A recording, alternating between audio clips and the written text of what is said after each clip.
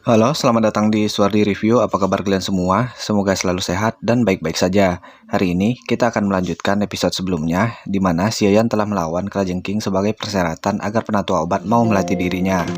Kembali ke Xiaoyan yang sedang memulihkan lukanya yang ia dapatkan sebelumnya. Xiaoyan sempat mengalami luka berat, menyangka bahwa dirinya sudah meninggal. Berkat air larutan jiwa yang berada di dimensi tersebut, Xiaoyan berhasil sembuh. Bahkan, luka bekas tusukan Kalajengking kemarin pun sudah menghilang. Dari sini, kita dapat menduga seberapa berharganya harta karun Pavilion Bintang yang berada di sana.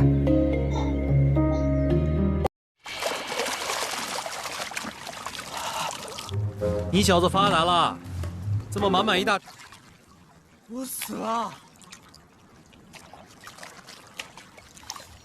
Kemudian, penatua obat meminta Xiaoyan untuk memanggil dirinya sebagai guru. Namun, Xiaoyan menolak dengan beralasan bahwa dia tidak mau menunduk dan memberikan hormat setiap kali bertemu dengan dirinya. Karena dia tidak akan melakukan hal seperti itu pada siapapun. Jadi, Xiaoyan menawarkan hubungan antara mereka dianggap merupakan sebagai rekan, sehingga ia tidak perlu menunduk memberikan hormat setiap kali bertemu dengannya.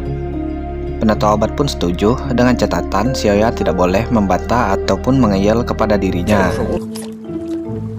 不许顶嘴，不许反抗。先生，你传我斗几步，我一定 Suatu hari, Xiaoyan selalu berlatih melewati batas dirinya diperingati oleh penatua obat bahwa berlatih di dalam larutan jiwa tersebut setara dengan berlatih keras selama bertahun-tahun di luar sana.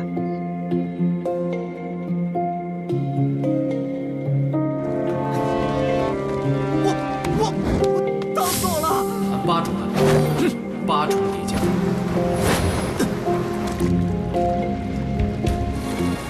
Seakan tidak puas dengan perkembangan kungfunya, Xiaoyan pun menyuruh penatua obat membantunya meningkatkan ki yang berada di dalam tubuhnya menggunakan roh serangga darah.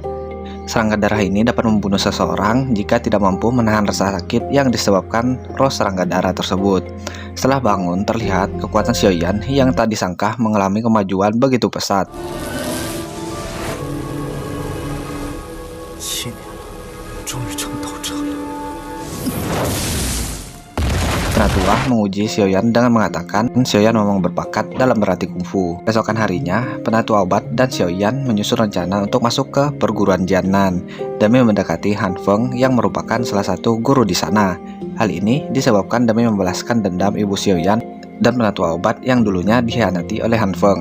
Sehingga ibu Xiaoyan harus meninggal dan penatua obat pun harus sekarat dan membutuhkan waktu yang lama untuk memulihkan kekuatannya di dalam sana.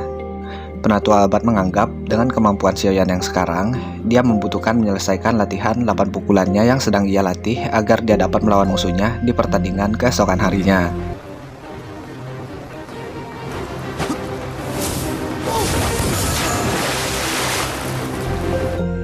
Tibalah hari pertandingan ujian masuk perguruan Jiannan akan diadakan, di mana 4 orang pemenang nantinya akan direkrut masuk ke perguruan. Pada pertandingan pertama, murid dari perguruan Xiao kalah telak dari murid lainnya. Pertandingan kedua, Yun Er, adik angkat Xiaoyan, mewakili perguruan Xiao. Karena perbedaan kekuatan yang sangat jauh, Yun Er mengalahkan lawannya dengan sangat mudah. Semua klan Xiao sudah dikalahkan, hanya tertinggal Yun Er yang lanjut ke babak berikutnya.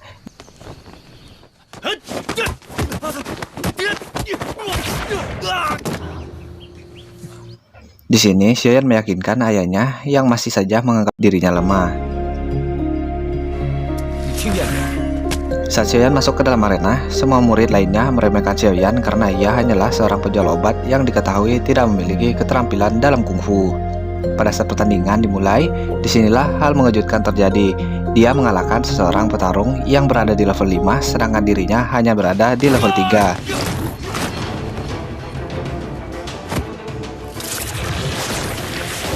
Semua orang terkejut dengan apa yang terjadi. Bahkan Xiaoyan mampu menyembuhkan lukanya sendiri dalam waktu yang sangat singkat. Luka ini diakibatkan sebelumnya Xiaoyan menahan serangan Yalan Naran yang merupakan mantan tunangannya.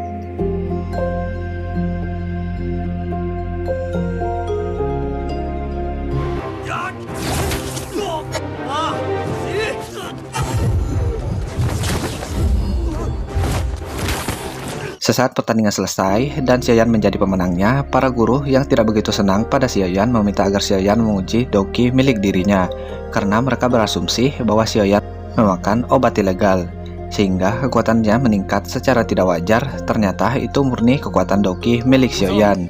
绝非常态。你告诉我们，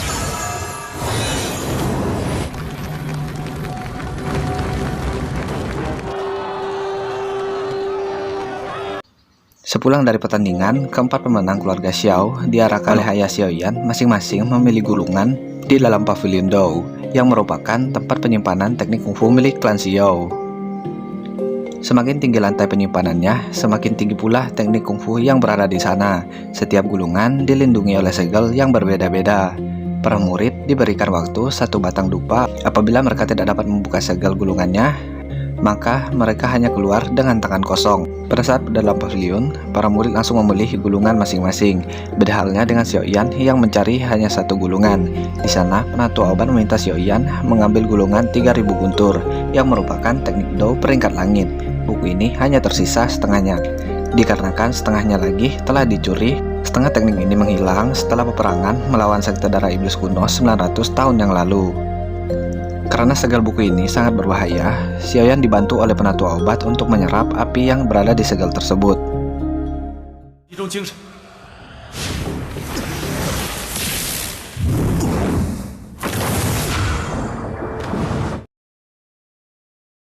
Keesokan harinya, Yun-Er yang penasaran dari mana Xiaoyan mempelajari doki milik dirinya yang meningkat dengan sangat tidak wajar. Namun, penatua obat malah memintanya agar memberitahu Yun-Er yang sesungguhnya. 叶轩儿啊，我怎么说？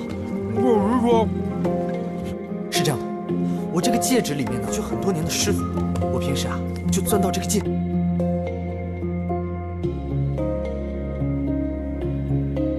你是被烧糊涂了吧？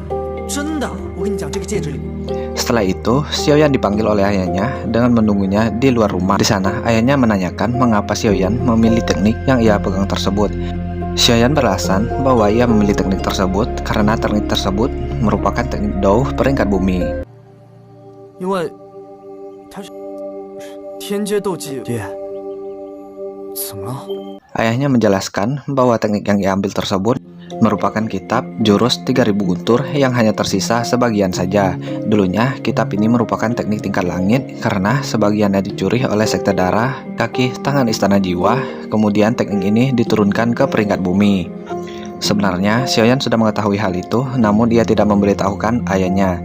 Ayahnya sedikit curiga mengapa Xiaoyan memilih teknik itu padahal teknik tersebut diletakkan di bagian paling gelap pavilion Dou. Ayah Xiaoyan mencurigai Xiaoyan karena teknik Dou-nya meningkat begitu pesat dan dirinya mampu melakukan 8 ledakan pukulan puncak yang dengan baik bahkan mampu membuka segel buku itu. 因为是个残卷降为地阶，另外一半斗之气生了。 Di sini, semua terungkap ketika Xiaoyan menggunakan pukulan 8 ledakan puncak. Ayahnya pun mengetahui Xiaoyan belajar dari dimensi cincinnya. Mengingat begitu banyak orang yang menginginkan cincin tersebut, ayahnya pun meminta Xiaoyan merahasiakan semua itu. Ayah pun menyampaikan pesan jika Xiaoyan tidak mampu mengalahkan seseorang, larilah sejauh mungkin dari orang itu. Setelah beberapa hari berlalu, berangkatlah Xiaoyan dan murid lainnya ke Akademi Jiannan. Di dalam hutan itu, mereka harus melewati ujian sekaligus pelajaran pertama mereka untuk sampai ke Akademi Jiannan. 只能当乞丐了。穿过前面的黑角域森林， Di sana, banyak anggota mereka yang tertangkap oleh para murid senior yang melaksanakan tugas untuk menguji mereka.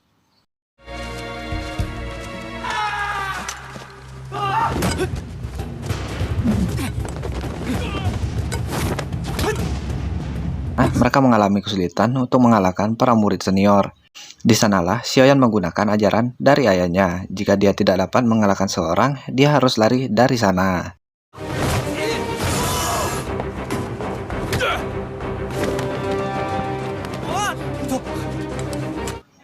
Pada malam harinya, mereka tidak dapat melewati para senior di hutan tersebut. Xiaoyan memiliki ide menyusun rencana untuk melawan para senior dan memanfaatkan keahlian mereka masing-masing. 我能自带消息，大家都说一下自己有。我懂得很多草药，能行吗？ Keesokan harinya, para mahasiswa baru itu pun mulai rencana mereka. Di sana, murid lainnya memancing para senior keluar dari sana dengan berpura-pura meminum obat herbal yang dapat meningkatkan level Doki seseorang. Dan murid lainnya bersembunyi di atas pohon. Kelompok senior yang menginginkan ramuan tersebut mengejar salah satu murid junior untuk merebut obat itu. Sesampai di lokasi yang ditentukan, kelompok senior tersebut malah masuk ke dalam perangkap yang sudah disiapkan. Kemudian, para senior itu ditelanjangi dan diikat, kemudian ditinggalkan begitu saja. 太血腥了。 笑什么笑？ Tak begitu lama, datanglah kelompok murid senior lainnya, lepaskan mereka. Para senior berencana untuk membalaskan dendam sama seperti yang sudah dilakukan para murid junior. Di sana, mereka mengintai para murid junior yang sedang berkumpul. Xiaoyan yang mengetahui kedatangan mereka sengaja menghina para senior dengan berkata bahwa ia akan mengikat mereka di pohon itu. 黑白双煞赶来，我们就把他们打完以后马上扒光，绑在。说我也就罢了，侮辱您二位我可就忍不了。 Para junior sengaja memasak ikan merupakan salah satu bagian dari rencana mereka untuk menjebak para senior yang saat itu juga sedang lapar. Di sana, mereka juga berpura-pura berebutan koin yang merupakan alat transaksi pengganti uang di Akademi Jianan. 别打了啊！头头，肯定被抢得一干二净啊！不吃死活的东西！真的让他你，我真的让他。 Dan benar saja, para senior itu pun datang dan mengambil semua koin itu. Kemudian, mereka berencana membalas dendam sama dengan yang telah dilakukan oleh para murid junior pada anggota mereka, ditambah lagi mereka mendengarkan para murid junior yang tadinya mengejek mereka dan berencana mengikat mereka. Para senior yang sudah lapar itu pun memakan sup ikan yang sudah diracuni tersebut. 不错，把汤喝了，今天就。大哥，叶哥，你这。 Kemudian mereka kembali diikat di pohon yang sudah Xiaoyan katakan sebelumnya. 刚刚说什么来着？校长。 Di perjalanan berikutnya, mereka dihalang oleh seorang senior yang sangat hebat. Bahkan Xiaoyan tidak dapat menandinginya, sehingga Xiaoyan harus meminta bantuan kepada si penatua obat agar ia mau membantu dirinya.